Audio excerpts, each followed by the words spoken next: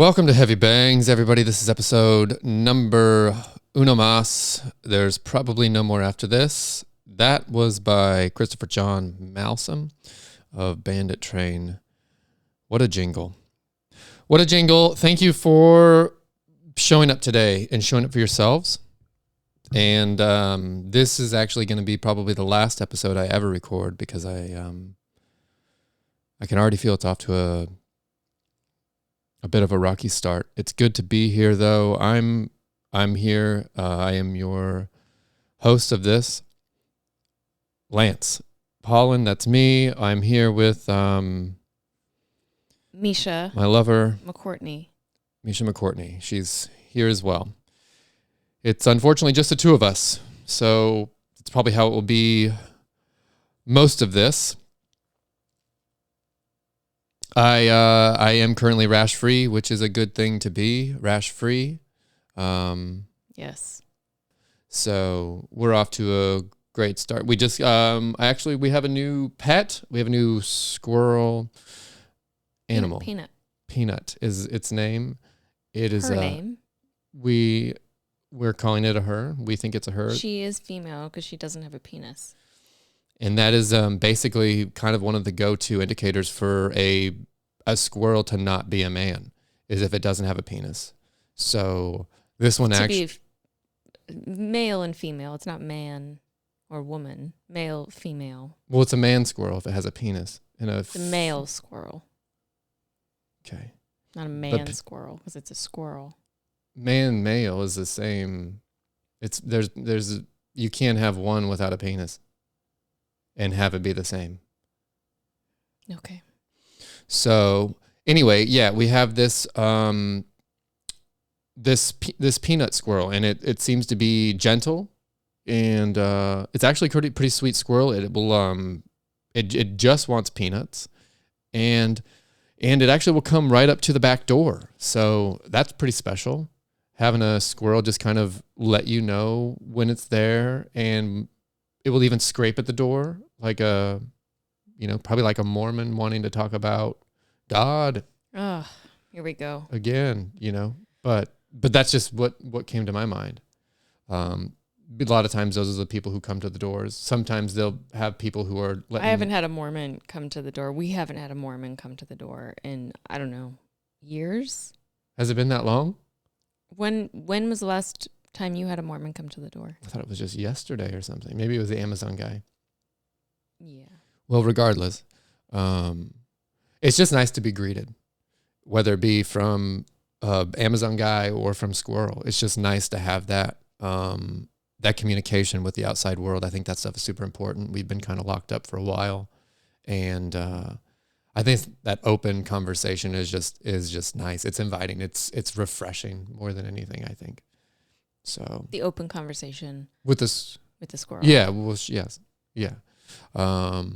Yeah. So I do recommend, if you are feeling a little bit lonely, or if your life is maybe if it's not going as well as you'd want it to, maybe buy a squirrel or start feeding one that you see next to you. And I guarantee your life will be better. We should probably talk about the evolution of how we started feeding her from our hands.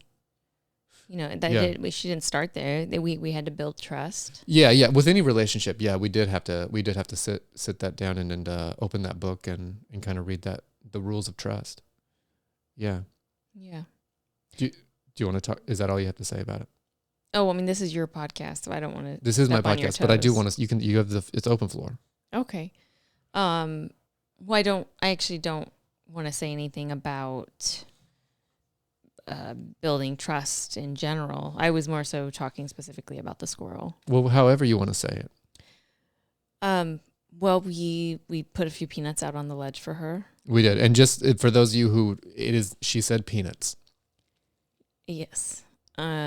Shelled, unsalted. And then slowly but surely she would wait. She would finish off those 3 peanuts, and then she would come back and she would wait for us. And then we kept getting a little closer and a little closer until she finally. Also, just emotionally, we were getting closer to it as well. You could feel the bond, but we are, physically, we were even able to obtain a real closeness with an actual wild animal. Mm-hmm.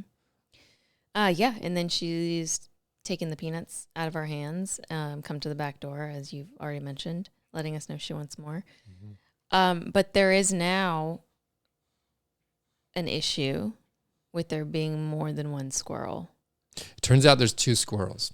And we know this because one of them does, in fact, have a penis. He definitely has a penis. And he is male. He's a man squirrel, and he has a fairly large penis for such a tiny creature. And so now it's we're in a bit of an issue, right? Or we're in a bit of a situation right now where we're for one, the man is trying to act like Peanut. So he's trying to... Well, I don't think he's acting like Peanut. I think similar behavior. But also different. I can tell that it's him.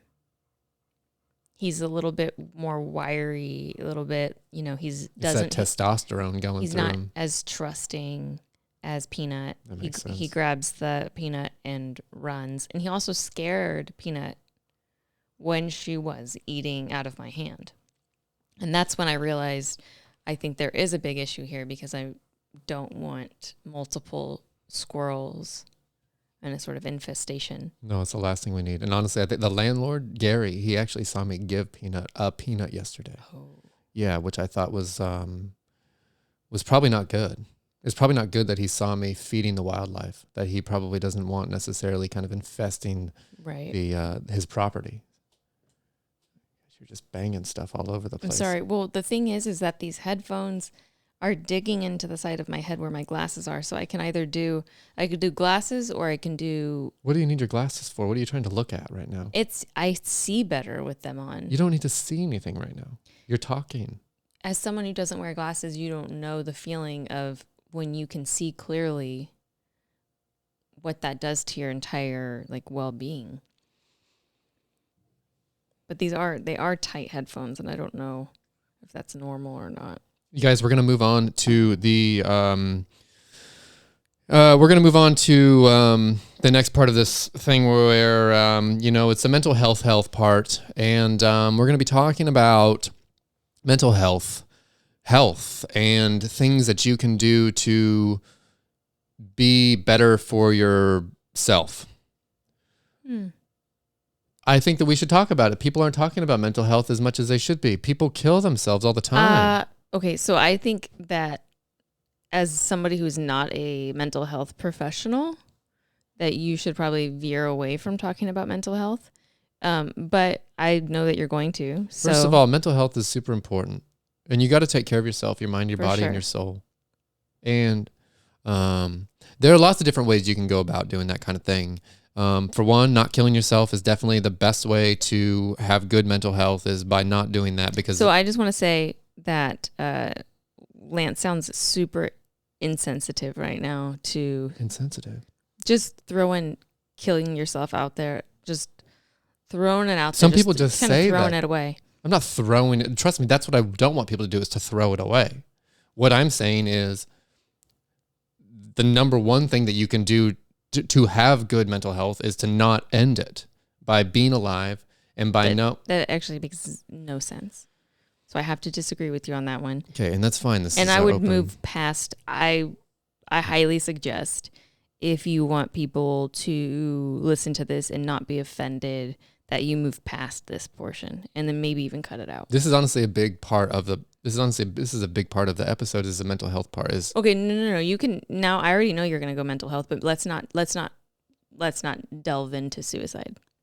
Well, I'm not diving into it. That's not what I'm trying to do. What I'm trying to say is that I have empathy and compassion for people who feel like their mental health isn't where it should be.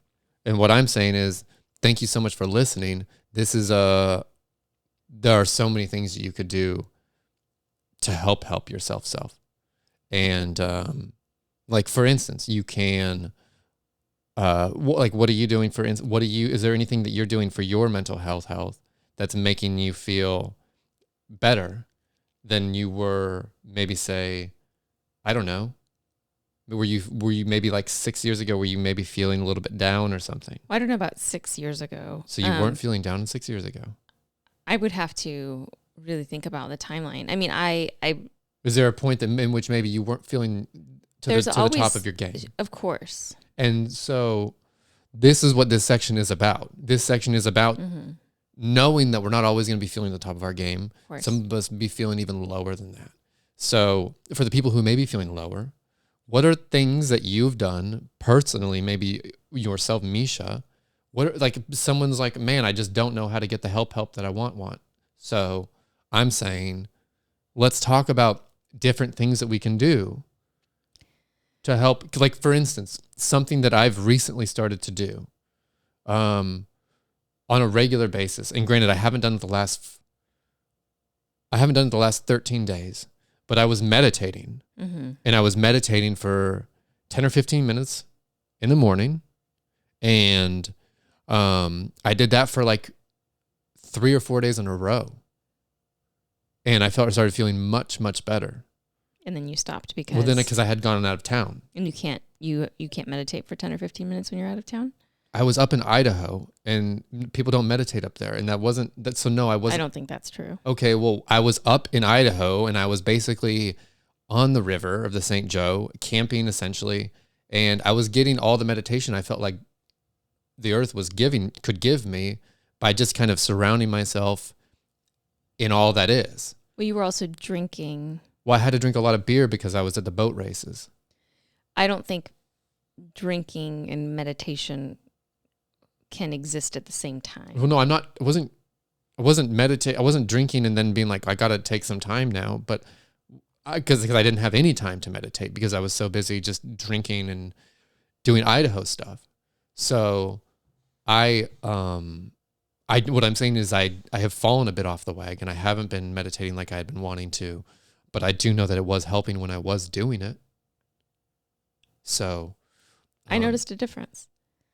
You did notice a difference. And since you've been back from Idaho, I've noticed that you've been sort of a tornado of going like good stuff or bad stuff. I don't want to label it, but because tornadoes are probably good and bad in a couple of ways.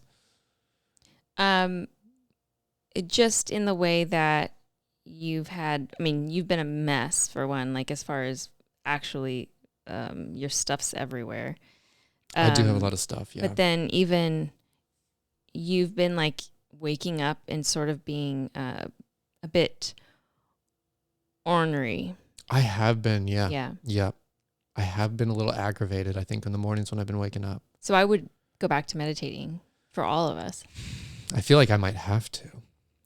I do every day. Every day? Every day. So you meditate every single morning. What time do you do this? Because I don't see you ever doing this. I usually do it around 6 a.m., but today I tried for the first time doing things in a different order. And how did it go today? It was really... You had told me to be quiet. I did, because you were clicking the mouse of your computer incessantly for a while. Well, I was trying to get stuff done. I could just hear click, click, click, click, click. So I did ask you for just a short period of time, because I've been meditating for 20 minutes, and I did the first 10 minutes with the clicking, and then I thought I would treat myself to seeing if maybe you could stop for the final 10 minutes. And did I? And you did, and it was much nicer. So there was some light at the end of the tunnel there. Yeah, I would say so. So even when you're practicing mental health, things can maybe not always be going well, even in the middle of practicing. Of course. And I think in those moments, you kind of just tell yourself, hey, no worries. This is part of the process.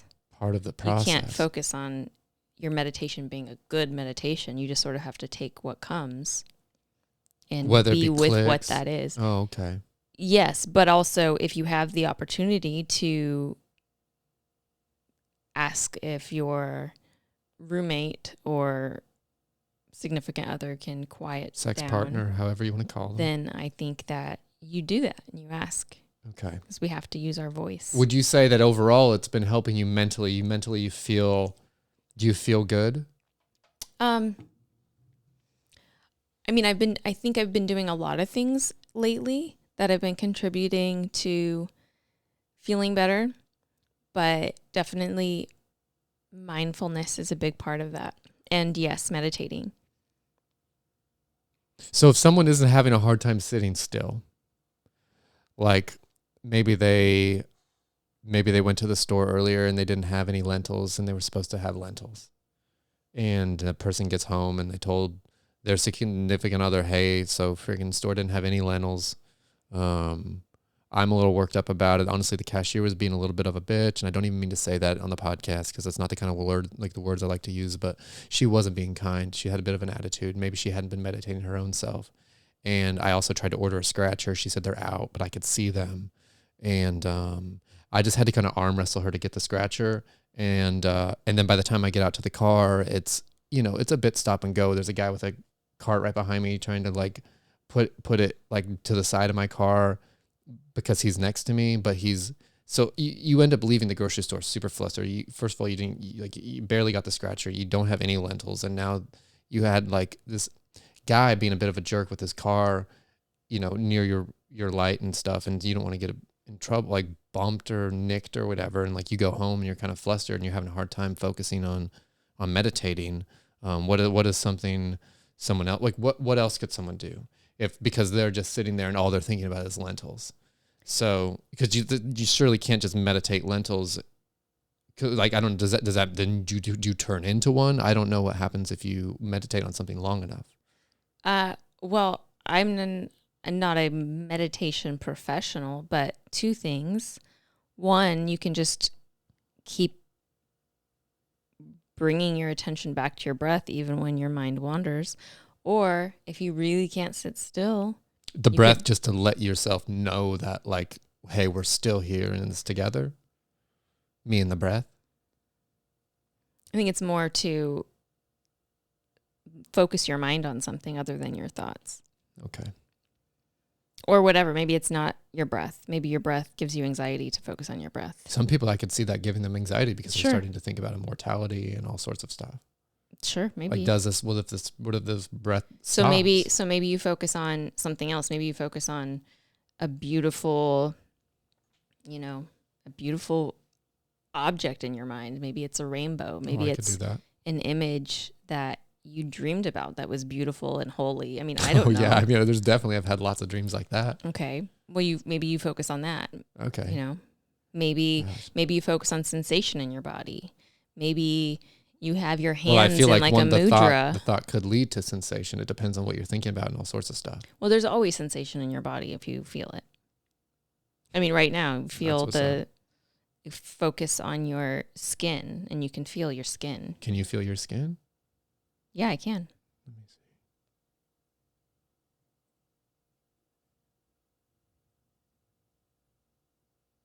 I think I do feel a little bit of it.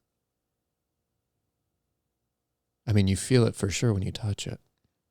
But even without touching it. Yeah, without touching it. It's like you're already touching it, but you're touching it from the back side of it. Well, feel the temperature of the room on your skin. You can feel. I can feel that. Yeah, that's you. That's the sensation on your skin. Okay. So that's what it's like to feel skin. Yeah, I guess so. Great. Well, that's good. So yeah, if anybody's having some difficult times, maybe you're feeling a little blue. Honestly, maybe some of you may be feeling a little purple, and you're needing a bit of a pick me up. It sounds like maybe, you could meditate. I mean, there's how many apps and guided meditations. Oh yeah, you can online. go out and get some appetizers. You can go out and get a full meal, whatever you want to get to just whatever your body needs to get it in there to feel better. You can also go on a walking meditation. And with your eyes closed, you're just sitting there walking in the neighborhood. That sounds incredibly dangerous. No, not with your eyes closed. Okay, well, because they tell you to meditate with your eyes closed. Yeah. So what's a walking meditation? Because that sounds honestly like a bit of a zombie.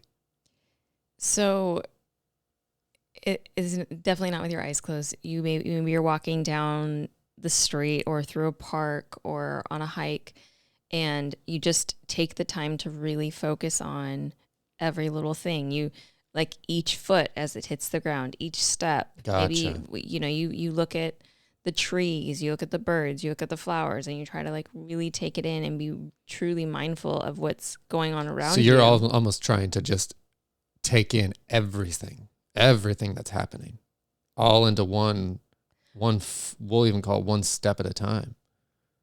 One step, you're feeling the ground on your feet. You're feeling the birds and the sun and the wind and the trees. Yeah, of course. Yeah. Yeah. I don't know if you can do it all at once, but maybe, With enough practice, maybe with enough steps. Yeah. One step at a time. I love that. I love that you can do it. I love that it's an activity that you can do both while sitting with your eyes closed and also while walking full force with your eyes wide open. Yeah, I didn't say full force. I don't know what that means. Well, some people walk fast, some people walk slow.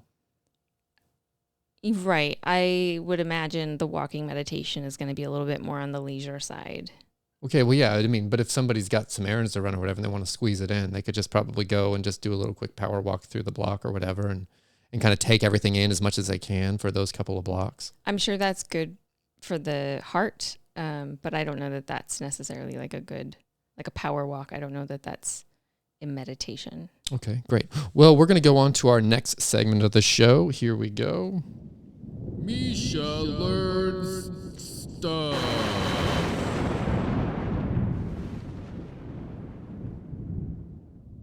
Awesome. Oh, boy. Here we go. So you'd like me to share things that I've learned?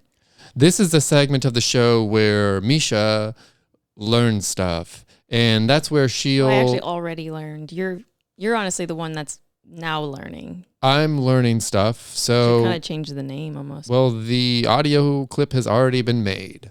So this is a segment of the show where Mischa learns stuff. Yeah, so you've been learning stuff. I've been learning stuff. I got pretty into this cool book about trees. What's the book recently. Is it The Hidden Life of Trees? By who's it by? Look, it's over there on the bookshelf. I'm trying to see, but I don't have my glasses. This isn't good. The Hidden Life of Trees, I believe. His name is Peter Walben. I think that might be it. Is it? I don't know. Yeah, I believe that is it. It's the last name's unusual. I think maybe he's German. Okay, well, we can't judge somebody just because they're German. And I'm German. And I'm not judging you for that at all. So yeah, it was a very cool book. He's he's had a career in the forestry industry. Okay. So. And that seems like probably a good place to get a job. I would have no idea. Well, because there's so many trees. You're gonna have work for a while, So, and you can honestly probably God go, willing. And you can probably go anywhere with that kind of job. I don't know that that's correct. Well, wherever there's trees, you can probably get a job if you're dealing in the forestry. Okay, but yes, sure, maybe. I'm just thinking if anybody out there who's maybe feeling a little blue, maybe a little purple even, and you're not knowing kind of which direction to go, honestly, this could be a great opportunity. You could even go into the forestry industry and maybe you find a new life for yourself. Continue. I do just want to say that I'm pretty sure a lot of those jobs aren't like, you can't just go there with no background in that. Yeah, no you're gonna need to know degree. You're gonna need to know what dirt is. You're gonna need to know which way's up, where the sun is, and what water looks like for sure. Sure. So yeah, I mean, I've learned a ton about trees from that book. It's a super cool book. I highly recommend it. It's honestly not even a very big book. It looks like a smaller book.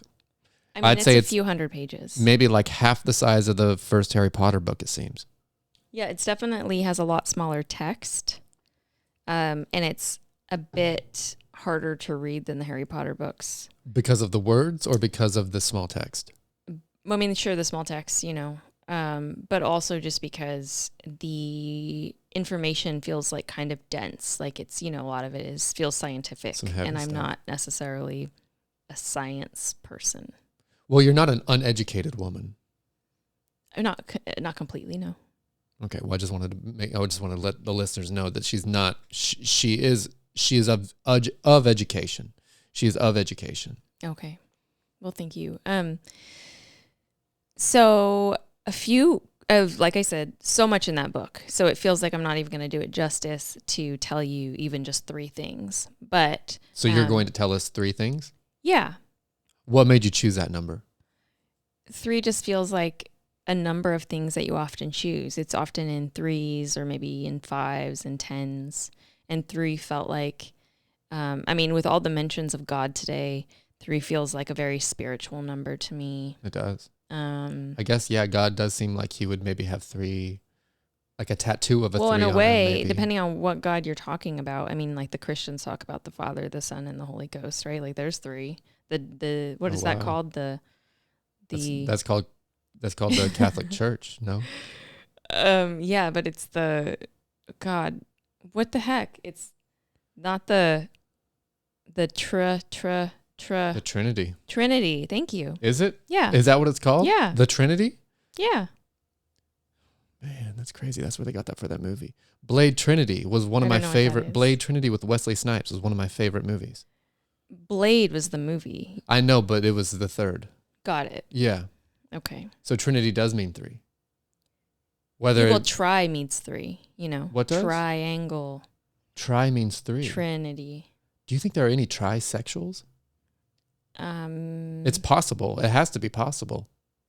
Yeah, I believe if everything is possible. And I don't even really, I would have to think about what that even Well, do you means, think like that what any you're of these asking. trees are trisexual? No. Okay. Continue. Most trees actually are, well, I don't want to say most trees. Some trees are like asexual. And then other trees, meaning they don't. Asexual meaning that they just like specifically. Meaning they don't reproduce in a sexual way. So there's However, what does that mean? some trees do reproduce in a sexual way. So there are trees that reproduce without any sort of provocative. Well, yeah. Imagine you go out. We're like talking about plants in general. Imagine you're propagating a cactus and you take a piece of the cactus and then you do whatever you do with that, whether you put it in soil and water it and wait for the roots, or put it in water, whatever you do to propagate something, and then it reproduces, and now you have another cactus or another plant. So that did not reproduce sexually. Got See? it. Yeah. However, there are trees and other plants that do reproduce sexually, like, you know, they have blossoms, and then they've got to wait for the bees to come, The birds and and the then bees. spread the pollen from one blossom to another. And now that is actually like a sexual reproducing, because they are spreading the, like, you know, the male pollen to the female blossoms.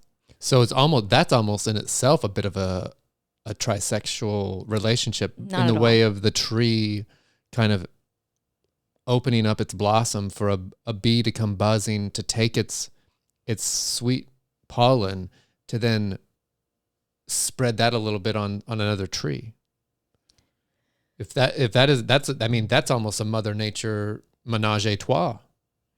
I guess if you want to see it that way, a lot of the times it's not the bees, it's the wind. You know, it can be. I mean, wind is a force in itself. I still see it as another entity, like another entity of involvement.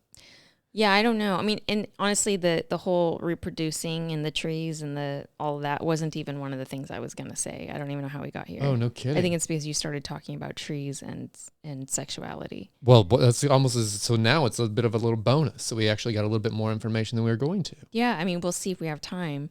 The first thing I was going to say is I'm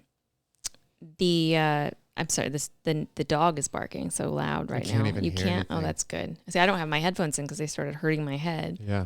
And it's not our dog; it's the neighbor's dog. Neighbor got a new dog, and just want to let everyone know: if you ever get a small dog, don't ever get a small dog and let it just bark its little face off. I mean, I'm sure there's big dogs too that do lots of barking. I don't want to shit on little dogs, but they do seem to have the very shrill voices. And to be honest, and this is no disrespect to anybody who has a small dog, but they are, out of all the dogs, definitely the worst dogs And I don't even like to say worst and dogs together in the same sentence. I've met really nice small dogs, so I don't want to say that. And I'm sure there's people out here right now who, And I just want to say that I love all small dogs. Okay. But I just recommend that if you're going to choose, size up. I can't back. Okay. So the first fact is that trees communicate with one another, which is... What do you mean they communicate with one another? Well, they have different ways of communicating with one another. So for an example is, say there's a giraffe eating the leaves of an umbrella thorn acacia type of tree. That's a tree. That's a tree. Eating the leaves of it. Well, the umbrella thorn acacia...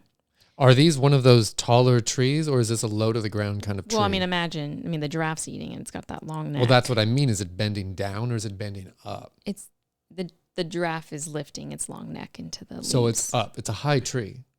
Sure, yeah. Okay. Because some trees are they're more of a shrub. Yeah, that's not a shrub. Okay. So say the giraffe is eating the leaves. For one, the tree can send toxins out into its leaves to make the leaves taste bitter, so hopefully the giraffes don't want to eat it, which already in itself is just so highly intelligent and incredible. That's crazy. But the other thing that they can do is start warning their other trees. So trees of the same species often kind of take care of one another and look out for one another, very much like a community, which blew my mind reading about it. Just a little emotional nature support system. Exactly. So the trees who are being eaten can not only send that toxin out into the leaves, make them bitter, but it can also send a gas on the wind, speaking of the wind.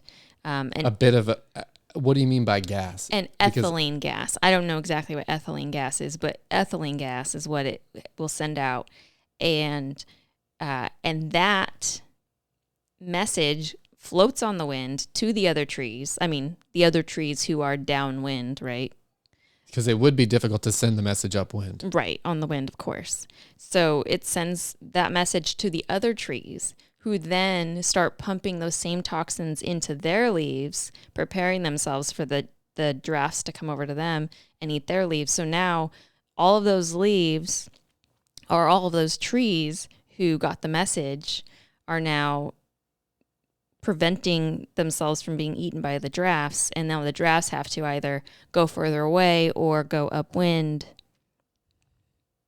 I think the smartest thing for them to do is to probably go upwind, because the trees aren't going to be able to get that message there in time. Right, yeah, I don't know if the giraffes, if they realize that the trees are doing that, or if they just know they have to find a different tree. I don't know what's going on with the giraffes. I didn't read a book about giraffes. But on the next episode, you probably will. I really don't know. So far, as of now, I don't even know a book, but I'm sure they exist. And we can talk about that later. No, that's fine. We can talk about it later. It's totally fine. Would you like another tree fact? Or do you have any questions? I don't know, but yeah, but you can't say it like, would you like another tree fact? It needs to be kind of like, it needs to be conversational, because it's a podcast. So it can't be, here's a fact. Here's a fact. Okay, well, what would you have questions? Well, yeah, I do have a couple questions. So for one, it's not a shrub. It's a full tree, and the tree can only communicate if it's downwind. If there's no wind at all, how does the tree can only communicate if it's downwind? No, the tree's message will only be received to those downwind. To those that the wind carried the message to. So here's my question. What if the wind had a day off today and it's not even working? And there's a draft going hard on this full-size tree. How does it send it? Well, the tree can still send its toxins out to its leaves. It's just the message can't be sent to its friends, though. Maybe not. So I guess they'll have to wait until they're being eaten, and then they'll have to protect themselves. That way. It just seems like if the wind is going to be available on some days and not available on the other days for something that's seriously so important to one's even existence, that there would just be maybe some other way that they could communicate to another. Well, maybe that's all part of the circle of life, right? Because maybe if the wind was always if all of the trees were always warned, then when would the giraffes be able to eat? Right? I mean, yeah, I guess that's true. They'd probably just have to, they would have to start eating lions or something different, whatever else is out there. They would have to try to do that. Yeah, I don't think that's part of. Well, that is a good fact though. That is fun. I didn't know that for sure. I definitely didn't know that for sure before this. So. Well, and another thing that really demonstrates their intelligence is they actually can. The giraffe, or are we talking about the tree? The trees. So the trees, yes. Yeah. They actually have the ability to like detect what sort of insect is eating them. So based on the insect's saliva. No way. So they can say, there's a certain caterpillar eating their leaf. Well, maybe they don't want that caterpillar destroying them. So they send out again, like another, gas of some sort or whatever. They send whatever message out. They send that out and it attracts certain predators. So with caterpillar is a hard word to say when you're trying to caterpillar. It sounded like you had a difficult time with it that moment. The caterpillar, maybe when that's eating the leaf, it'll attract a some kind of parasitic wasp, and then that parasitic wasp will show up, and maybe unannounced, just kind of unannounced to the caterpillar, 100% to the caterpillar, yeah, and will plant its eggs in the caterpillar. Inside of it. Inside the caterpillar. And now, is it having to have any sort of relation with his caterpillar before doing so, or is it just kind of... Plants the eggs? Yeah. And then when those eggs hatch, this is just, these particular parasitic wasps. I don't know about other bugs. But when these eggs hatch, the larva actually eats the caterpillar. So the caterpillar was used as a nest, and now the larva's very first meal once it's hatched. Man, that's and rough. The tree summoned that. Now, when this wasp. is parasitic wasp is putting babies inside of this caterpillar, it's just doing so by just kind of like burying them in there, or I don't know. Like the caterpillar doesn't know. Does the caterpillar not know? Oh man, he just dropped him in. Oh, I'm sure. Imagine something lays an egg in you. Something puts its little right. Like I don't know. Injects you with like something. A horrible way to die. A horrible way to die, of course.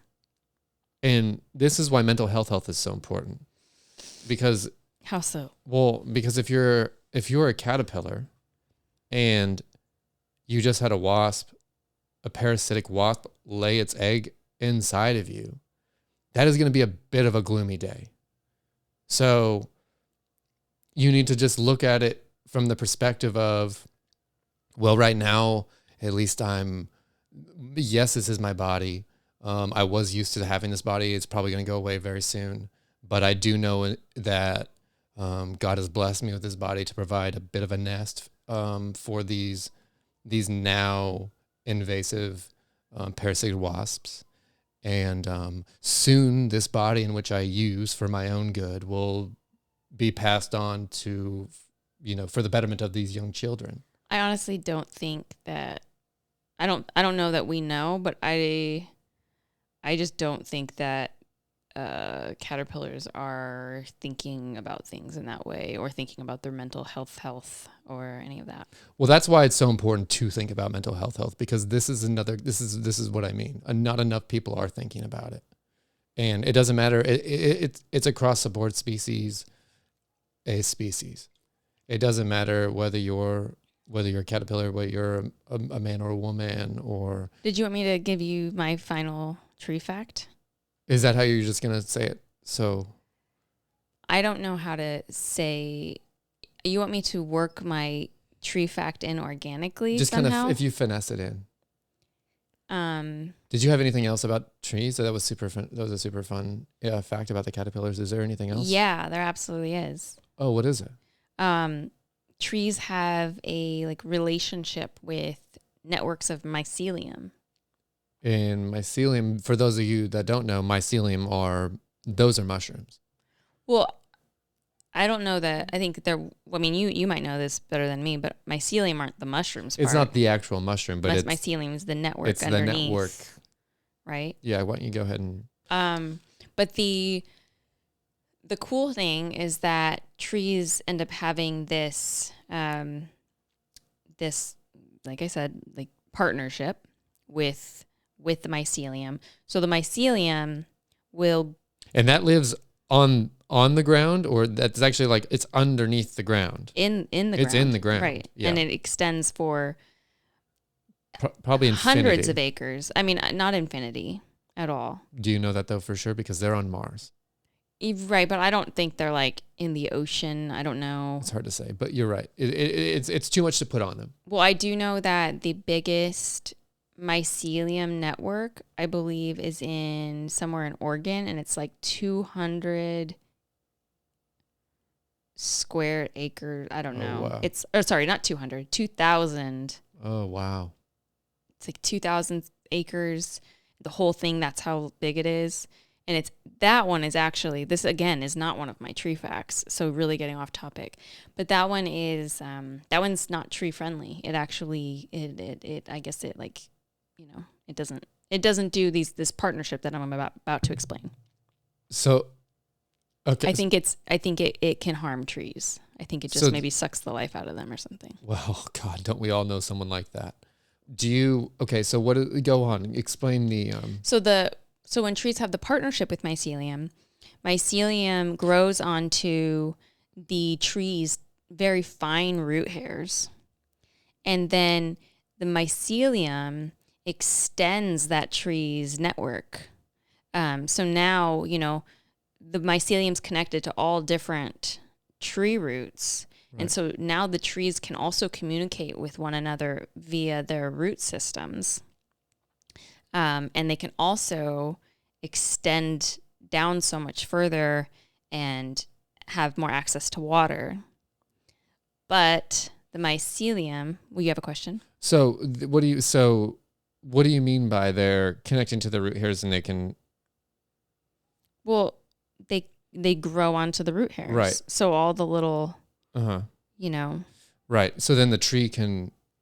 So it's like some, you know, they connect to those root hairs, and then through the mycelium and through the root hairs, the trees can communicate. So they communicate through the mycelium network. Right. They can share food that way. They share sugar. So trees can share food with other trees? Yes. Through that network? 100%. That's what they do. The trees of the same species, not so much a tree that's not the same species. Maybe. And is this just a regular spread, or is this just water that they're sharing? Oh no, they share food. So like they share sugar and carbohydrates. So trees are trees are into carbs. For sure. They're so slim. Yeah, I guess. Yeah, I don't know. I mean, there's some big trees. Wow, the whole time. A lot of people say you should lay off the carbs and sugar if you're looking to lose weight, and it turns out if you actually just want to be really tall and slim, maybe carbs and sugar are the way to go. I don't know. I think it just depends on your body type and all kinds of factors. Depends on what kind of tree you are, for sure. Sure. So, okay. So I guess I didn't know that. I just assumed all trees ate was water. Well, no, that's what they're drinking. But, you know, trees' food comes from the sun. I had no idea that the sun was giving them food. Yeah, that's you've heard the word photosynthesis. Yeah, and honestly, I thought that was just a fancy word for making copies. No. Okay. Well, that's what I thought. Yeah, no, photosynthesis is like the trees in very, very layman's terms. It's like, you know, the trees take the energy from the sun through their leaves. Yep. Which I believe is why leaves are green. There's like something about that. Okay. This is, again, nothing related to the book, but I feel like once upon a time I had heard that like what we see in the sun is this big like fireball, but actually the sun is like green or something, which is what makes the leaves green. The sun is green? Don't quote me on that one, but I did hear something or read something at some point in my life. For any of our listeners out there, if you know whether the sun is actually green, you could write us in to however you get a hold of us. That would be great. We'd like to know the information on that. And that is the explanation for why grass and leaves and lots of greenery that basically, get their energy from the sun, why they are green. Wow. Yeah. The more you know. Anyway, these mycelium, did we get to the question? Oh yeah, so the sharing of the food. Yeah. So one tree, say, I'm a big tall tree. Go on, yeah. And I'm so tall, I'm taller than everybody else. And well, you are a tree. But some trees are taller than others. Sure. So I'm one of the taller ones, and I'm receiving lots of sunlight. So I'm able to photosynthesize more than the tree that is, maybe it's my cousin or something. It's down below the big. It's hiding underneath my crown and the canopy of trees, right? So it's unable to grow as tall as it wants to because it's not receiving enough sunlight. And if I care about this tree because maybe I am the mother of that tree or, we're in the same family. There's an emotional bond, I think, between trees. There absolutely is. And so I will feed that tree from my root system. Send it carbohydrates and sugar. To your little baby tree. Exactly. That is your cousin, or maybe it's even your own firstborn. It totally could be. And it doesn't matter, cousin or straight first, second born child, that it will feed no matter what. It doesn't matter if it's... it does matter. Not every tree is trying to feed other trees. Okay. They have relationships. They have relationships with their own species, and they're not so much, and especially with their own offspring, but they're not so much looking after, a beech tree is not looking after an oak tree. Different species. So it doesn't really care about the survival of the oak tree. Don't you think that we should honestly come together as trees? That together it should all just be trees. That maybe that's the issue. I don't know. Maybe the issue is that the beech trees are only helping the beech trees and the pine trees are only helping the pine trees. I mean, the beech trees are definitely only helping the beech trees unless, they help another tree like inadvertently and they don't mean to. Well, that's the problem is this is inadvertent help that is the issue. I think that what people need to do and trees need to do is just start coming together as one unified tree system. And you give a little my water, I'll give you a little carbs, I'll give you a little sugar. The thing it doesn't matter if your credit's bad or what, you're a tree. The thing I don't think you're even taking into consideration with that is that, like every species is it's all the, survival of the fittest. That is how the world has worked and how we've got to where we've got. And I don't know, I don't even know what to say to what you just said. Well, it's almost like and if we're going back to survival of the fittest, it's almost like we are operating and trees are operating from a place of fear almost. Needing to survive, No. needing to fear that this may be my last. I don't think drop trees of water. I do think trees, you just said last drop of water. I do think trees react when water is sparse and they can't get it. I do think, they suffer for sure. So, but I just, you're putting a lot of personification onto these trees. And I'm not saying they're not high, they're very highly intelligent and they operate in a lot of ways. I've hugged many of them. That humans do, but I just don't know about this whole trees need to accept all other trees talk. Okay. Well, what we have here is a caller. So we're actually going to take a caller here. Had a caller call in. Hey, Lance, your mom. Oh, that's my mom. So great. Ma. Hey, Mom. Hey, I thought that I sent you a text message. So at Keith's 4-year anniversary dinner they did at the restaurant at Craft. Happy 4 years, Keith. Happy 4 years to the restaurant biz. That's super awesome. Craft and Gather over in Spokane Valley. Check them out. And Gather, Brandon and his wife and their 2 little babies came and sat out on the grass with their lawn chairs and had dinner. And he came over and gave me a big hug. He always comes over and says hi.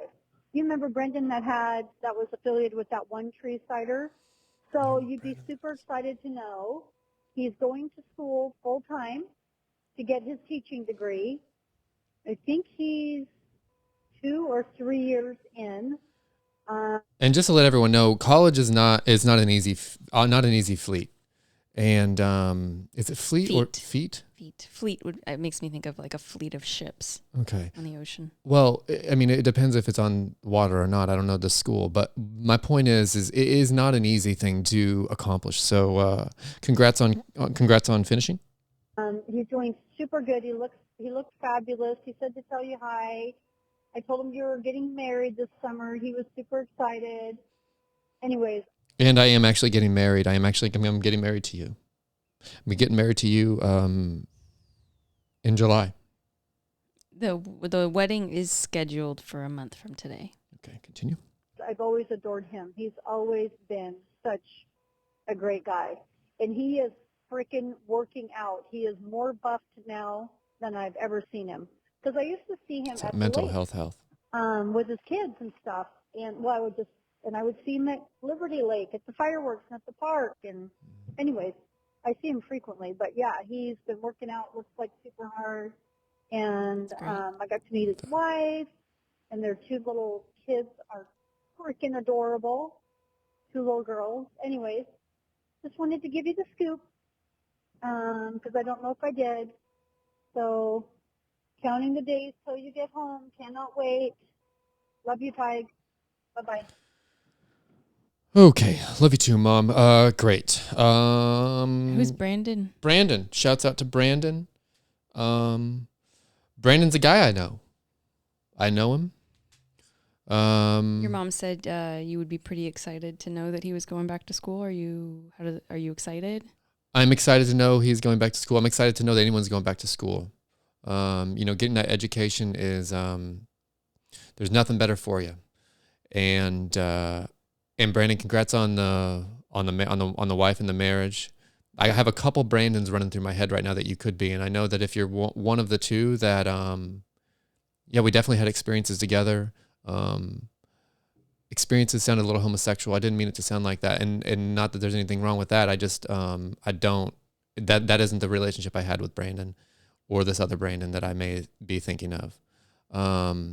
So I guess just major congrats on the kids, also on the abs. It sounds like you've been putting in some work, and that just is it's just mental health kind of speaking for itself. So much respect to you, Brandon, and thanks for being kind to my mom. Mom, thank you for calling in and leaving your voicemail on this number. Didn't know that you had it, so that's wicked good. That's great. That'd be kind of our first caller on the first episode. So thanks for your support, Mom. I love you. Can I be honest? Yeah. It felt like that was less of a conversation. The one that I just had? Yeah. With your mom. It felt a little bit like a voicemail that you were pausing. What do you mean? The call? Yeah. Oh no, she had left a voicemail she had called in and left a voicemail. Do we call those callers? We don't call them back. No, but do you call that kind of a thing on a podcast a caller? Oh, yeah, because they called. They called in, yeah. They called in and left a message. She did. Got it. Okay. Yeah, so we'll have callers kind of on a weekly basis. We're gonna continue to have callers. Are they all going to be voicemails, or will they be actual callers? Well, they'll never be live calls. They'll just never. No, it's not. We're not geared up for this kind of operation. They'll always be there'll be messages that they either record them their own selves, or maybe my mom sends another. So can listeners try to? Listeners can they leave messages? Oh yeah, listeners can call in and they can leave it. They can actually leave a message for us, and we'll just play it, and they can say whatever they need to say, and we'll get the message and receive it. For sure. So yeah, we're definitely geared up for all sorts of stuff. A lot of new opportunities coming our way here at Heavy Bangs, and respect to your mothers. We all know they can be very, very difficult people. They can be very controlling, and they can try to tell you what to do, even though you're 33 years old. And it doesn't matter. It doesn't matter how old you are or how many times you've told them that you're a real man now. They will try to hunker you down and dig you into their cold, dark cavern of a used to be home. So shouts out to all our mothers out there. We couldn't have done it without you. I'd like to stop you there. Okay. Everything you just said sounds super negative. In what way? In all of the ways, in all of the things that you said, and especially about the dark cavern. And I just want to say that it wasn't a negative thing. Okay. Some things are dark. Some For things sure, are light. but it was also a lot of generalization. Well, I'm saying that I know that a lot of mothers can be like this sometimes. My mom was not, and Which she's an angel. She is. And I just think maybe, also you can end it on a positive note. Well, of course, I'm not saying that this is what my mother. I'm saying that there are a lot of mothers who can be controlling, can be a little overbearing, and what I'm saying is that they all need love, and I love my mother. My mother, biggest supporter of my comedy, biggest supporter of my art, and of my soon-to-be wife. Big supporter. She, there are things that she doesn't necessarily support, or would maybe think differently of. Like what? Well, I don't know. She, she's not a big fan of just a plant-based diet. She's not really big into that. She wants me to be eating animals. Why do you think? Well, I think just because we just grew up killing them, that she just wants me to kind of continue to live in that place of just eating them. And I think maybe she thinks that I'm a skinny guy, and I think she maybe thinks I'm a little undernourished. But did you used to be like a big guy? I mean, I was never a big guy, no, but I mean, there was times where I had, I put on muscle easy, so it's not hard for me to be more fit looking. I think you're fit looking. You mean that? Yeah. You think I'm fit? Yeah. I mean, I do a lot of yoga. You know that I've been doing a lot of yoga for like the last couple of years. I've been going pretty hard. Yeah. That's just another touchback on my mental health. I, been trying to incorporate yoga into my life a lot in the past few years, and it's really been a bit of a game changer. But I think she thinks that I don't eat enough. Well, that is true sometimes. I feel like sometimes I'm just busy. And sometimes you just eat a really large meal right before bed and then wonder why you can't sleep and why you toss and turn all night. And then why you wake up so aggravated, and then you're too aggravated to where you can't do your meditations. And then you basically carry that negative energy with you all day, and you spread it on to everyone you come in contact with. And then you repeat that same cycle again that night, and you have another really heavy meal before bed after not eating all day and only having caffeine. And then it's like it just keeps going. Yeah. And that just goes to show you it's about the yin and the yang. It's about eating a well-balanced diet before you need to get ready to go to bed. I think they say like 3 hours. Like I think you want it's 3 30 hours. minutes. For sure it's 30 minutes before you get in a pool. I think I think they say to give yourself like 3 hours for your food to digest a bit before you try to go to bed, so your body's not busy digesting your food. Well, that makes sense because it does feel like I've been doing a lot of work while I've been sleeping. Yeah, that would make sense. So yeah, I think it's that. I think it's I do miss meals on occasion. Sometimes I'm busy doing stuff. I'm busy working. Sometimes I'm busy just straight out, just freaking tripping out, and just can't. It's really hard to eat sometimes when everything is just melting to the floor. So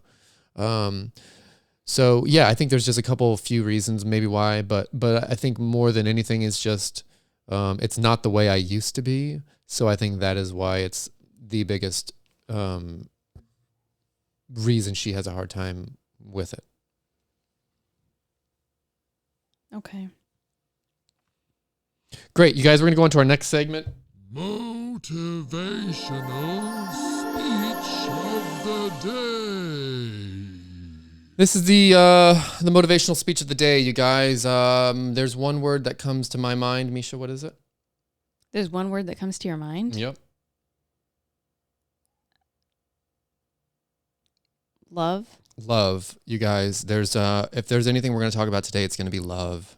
And it's such a tricky little bastard because it can warm you like an oven and it can cut you like a rusty saw that has just been sitting out and in more of a tropical climate and has just been living its worst life. And that's why, it's just no matter if you're feeling love or not, you need to know that it is there. It may be invisible, and we have talked about God a lot this podcast, and which it just is what it is, and God is like love. It is invisible. He or she or they, whatever them want to be called, is invisible, and love is the same. And that doesn't mean that you can't believe in it, and that doesn't mean that it isn't gonna come inside of you sometimes when you're sleeping, or love can come to you at any time of the day or night. And so does God. What you just said, I think, needs to be deleted. Well, I can't delete anything because we're recording the podcast right now, and there's no editor. So what I'm saying is that. But that was inappropriate. But go on. Okay. Well, here's the thing. Love is invisible, and energy is invisible. I mean, shoot, ghosts are semi-invisible. And just because maybe you see one once and then you don't see it again, doesn't mean that they're not there. They're not there watching you. Maybe when you're having some private time in the bathroom, maybe your fiance is gone running errands. It doesn't matter. What it means is that it's there and it'll always be there. And it can be there. And just know if you're feeling a lack of love, a lack of warmth or God or whatever, you got to sit and take that moment to just feel it, because we learned earlier today that it turns out you can actually feel your skin, and you don't even have to be touching it. And I think love is the same way. I think you can feel it, and you may not even have to touch it sometimes. I know sometimes we do want to touch it. We want to maybe even rub some of it on us and go down the street and let people know what it is that's all over our shirts and stuff, but we can't. Because first of all, we don't even really know the neighbors all that well. And, we're still trying to keep things straight over here. And I just don't want to confuse anybody. So I just think that right now, love is everywhere, and know that if you're lacking of it, just ask for it. Just if you just say, hey, do you act by chance? Like if you were to go up to a stranger tomorrow or even this afternoon, even maybe moments after listening to this episode, you could go up to a stranger and say, hey man, do you got any love I could have?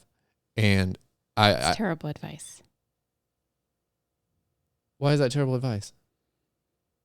If you're feeling a lack of something, this is the problem with people today. It's not a stranger's responsibility. It's not a stranger's responsibility. So you're just going to creep that stranger out. Well, first of all, you're not going to creep anybody. If you're creeping people out, If somebody comes up to me and I'm walking down the street and they come up to me and they ask me for my love, I just don't. I mean, yeah, in a perfect world, that sounds beautiful. Well, that's the world I'm trying to live in. Okay, I just feel like a lot of people are going to feel threatened by that. Okay, well, I'm saying don't be fucking scared. Be a grown up and know that, or even if you're not a grown up, be an adolescent teen and know that you can ask for something and it's okay. You can ask for. You can say, "Hey, I'm feeling like I don't have a lot of love right now." And then what do you want from that stranger? A little bit of love. Explain. Love can be anything. That's the beautiful thing about it. Love can be a look. Love can be a smell. Love can be like, I love the smell of watermelon. And when I smell it, honestly, it does bring me love, and it is red, which I also envision love to be. I envision love to be red. So don't be afraid to ask for it just because you can't have it right then and there. You don't know when it will come and when it will come visit you. And you'll never know unless you ask. So today's motivation of the day is to don't be afraid to ask. Don't be afraid to ask. I'm sorry, I had a little issue there I had a cat who was being a bit of a shithead and was causing some ruckus, and a little bit, it distracted me for a moment. So I'm trying to get rid of this cat. So if anybody wants a cat, would love to give you this cat. We're not getting rid of the cat. So don't be afraid to ask for love, because it's always there. And we all are okay with letting someone have a little bit when they need it. When you've needed love, you've said, hey, I've needed it. Yeah, but you and I are in a relationship. And so... And have been for I do some think time. that if you're in a relationship with somebody and you feel like your needs aren't being met, that you tell them, hey, this is what I need. I do believe that is really positive. And that, they're not expected to read your mind, and you let them know, hey, I feel like I haven't had enough attention lately, or whatever it is. Mm-hmm. But that's very different with someone who's your significant other, or maybe your family member or your friend. Well, sure. Well, but also and just different, because you're giving the stranger down the street example, which I just don't. well, just agree because with. it's uncomfortable, it doesn't mean that it's wrong. I think being uncomfortable is probably one of the best things of life. And, that's initially why I started this podcast, because I wanted to feel incredibly uncomfortable for an hour a week. So what I'm saying is I'm not afraid to ask for love. And may I have your love? Well, obviously you already have my love, because we're getting married in a month. So see what I mean? So I have it. Yeah. But I'm saying that I didn't originally have it. I No, didn't but you originally in the also- beginning. I didn't have it at all. You also, we slowly built a relationship. You didn't just come up to me and ask me for my love. I was trying to give you my love. I was trying to physically give you all sorts of stuff. Okay. The point of the matter is, just know that life does get better, and this is all just temporary, and it's all a part of the process and a part of the bigger picture of what is life and existence and everything. And just know that love is there and love is everywhere. And all you have to do is to do a little searching. And maybe sometimes you even got to ask a stranger for it in a way that doesn't make them feel uncomfortable, or in a way that maybe you might affect them physically. You can't ask a stranger for it. Plain and simple. No. Maybe because we're in a bit of a post-COVID world. No, maybe you it has shouldn't. nothing to do with COVID. Okay, well, my opinion is... If you need to feel... Yes. Uh-oh. We have somebody else coming to the Okay, door. look, my opinion is that... Look, here's the deal. That's Roger. That's Roger, and that's our neighbor. That's our neighbor, Roger. He, great guy. Great guy. I enjoy him. He's a bit of a peeping Tom, and his name is Roger. So he's a bit of a peeping Raj. And he just was doing a little peeping here in the window. I don't know what he did. He probably left a little something there on the back door. I'm not sure what it is, but he doesn't like to not look in our windows when we're there. And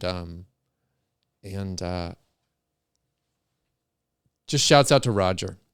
I honestly, I wouldn't feel comfortable in my apartment if he wasn't looking in there. So, great. I think that was, that's basically our episode. Thank you guys so much. We'll go in next week where this hopefully isn't a train wreck.